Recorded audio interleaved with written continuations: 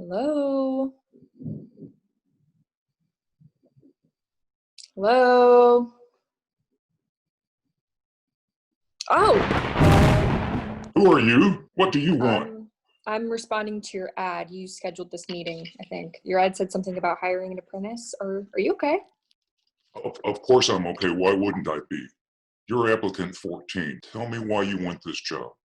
Well, with the current crisis, the shutdown, business closures, people getting laid off, I'm out of work. Hey, I have nothing to do with this pandemic. And besides, Petri dishes are made of glass. And when glass objects get dropped, they break. Wait, whoa, what? What does that have to do with I don't know. What is a Petri dish anyway? So look, what did you do before the mainstream media forced you out of your job? Well, I was a producer for a movie company. I also did set design, and I won an award, which was pretty cool. Hey, wait, you're not one of those globetards, are you? I'm sorry, what? What is that? A globetard is wait a minute. Okay, that's someone at the front door. That's my front doorbell. Shut up! Don't listen to it. It thinks it's being cute. At least you're alive. Be grateful. I'm sorry about that. Look, I've got to go answer the front door, but I've prepared a video you can watch. It will explain everything that I need from you, should you get this job. To become my apprentice, the applicant must first help with a vital experiment to prove the Earth is flat. The assignment in this case is to develop a cartographic reconstruction of the flat Earth. The applicant will begin his or her journey from the polar ice cap and, using my personal submarine, the U-33, travel towards London. I would do this journey myself, but I have problems with, shall we say, my passport. In any case, upon reaching London, you will board and take command of my personal Zeppelin, the Graf Damestes, which I have tied up in camouflage as a parade balloon in Trafalgar Square when not in use. And you will continue on the same bearing in the Graf Damestes for a distance of 3,000 miles to reach, according to my calculations, southern France or northern Italy, where you will then execute an exact 90-degree turn to port. Now, existing GPS navigation technology and magnetic compasses are completely compromised and controlled by NASA, the United Nations, and corrupt politicians, so you will use only line-of-sight dead reckoning.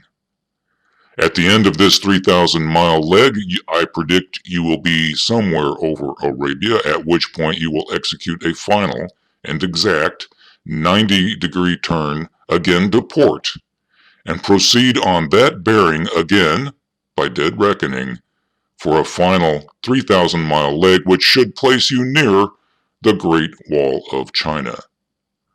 Apprentice applicants in the past have been an extreme disappointment to me, so I hope you will do better to prove, once and for all, that the Earth is flat. Hello? Hello? Oh! There's been a change of plans. If you accept the assignment that you just saw, I need you to start immediately. Oh, okay. I enjoy travel. Got it. Next time you hear from me will be from the North Pole. Greetings, fellow flat earthers. The fine folks at Mucus brand Cecums and Bladders have agreed to sponsor this series of videos to prove once and for all that the Earth is flat. Now, no doubt you've been hearing a lot of fake news on the lamestream media about a recent batch of Mucus brand Cecums and Bladders being a little bit radioactive. Let me reassure you that these claims are exaggerated, a hoax. The source of the mild contamination has been identified and brought under control. Only 15 users have been impacted, and each one of them seems to be getting better every day. Also, warmer weather will kill the remaining radiated tissues, rendering them relatively harmless, and besides, Radiation is used to cure cancer, am I right? So, Flat Earther friend, isn't it time you set aside the hysteria and continue to order lubricated mucus transecums and bladders? Use the links below and get additional discounts from me, Dr. Labcoat, if you buy before the next ration. Attili, hi, Dr. Labcoat. That's Inuit for hello. I'm here at the ice cap where I've hired a dog sled team to Uber me to the edge where you hide your submarine. The next time you hear from me will be from your Zeppelin somewhere in Europe. Bonjour, Dr. Labcoat. I'm here at my first stop, the Pyrenees. The view is awesome from your Zeppelin. I skippered your submarine from the ice cap to England where I picked up your Zeppelin. I hope you won't mind, but I did some shopping in London and then in Paris before finishing this leg. I need to tell you that the camouflaging system is a bit on the blink. If I have time, I'll try to fix it when we finish this mapping project. I'll send you another message when I reach the next turn, which you predicted will be Arabia.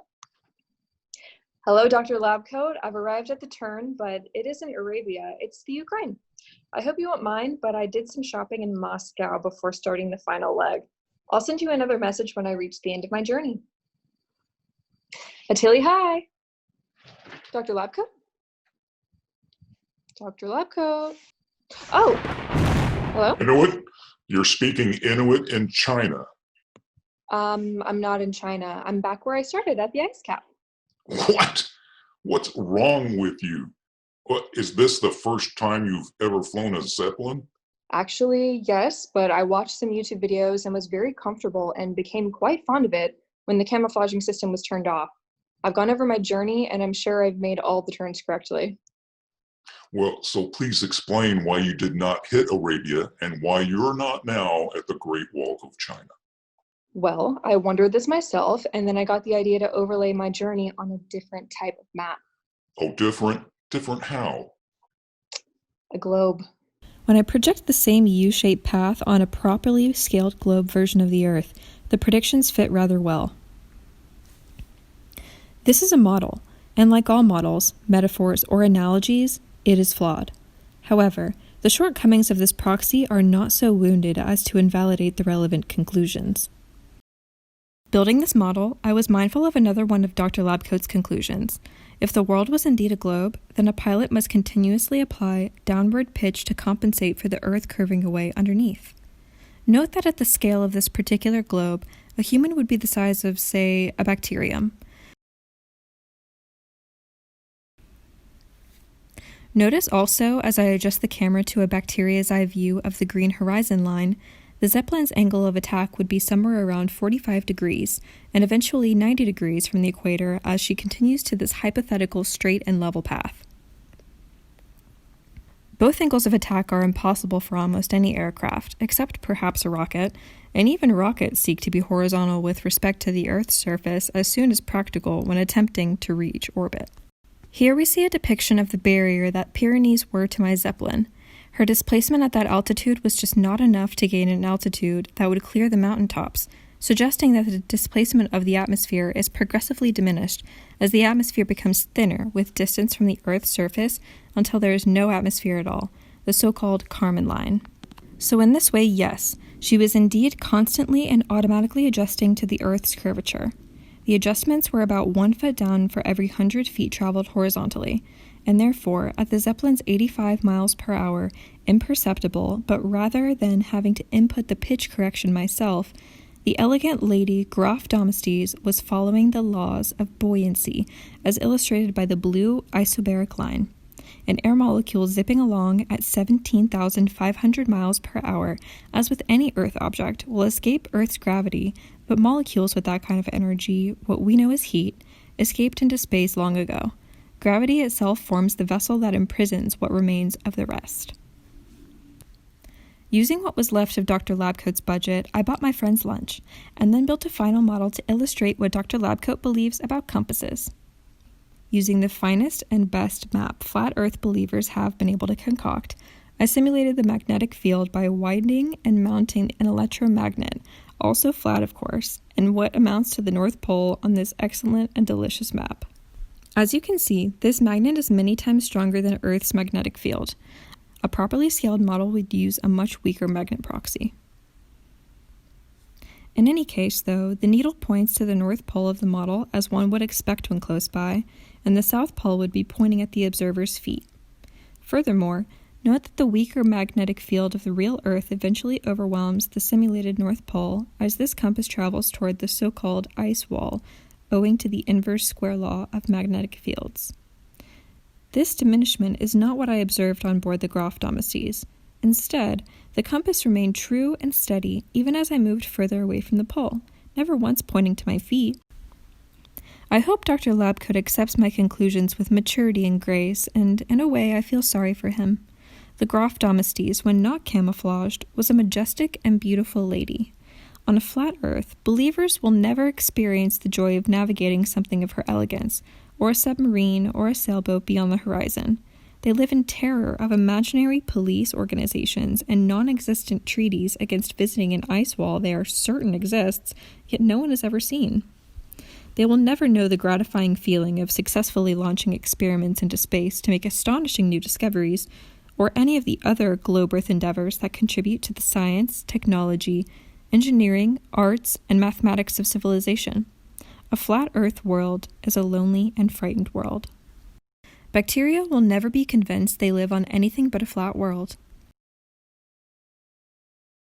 You're saying that the journey you just finished did not create a reliable map of a flat Earth, but instead proved the Earth is a globe. Yep, exactly. I have been here before and I know just what I have to do. Ignition sequence start. Wait a minute. 3, What are 2, you doing? 1, 0. Liftoff.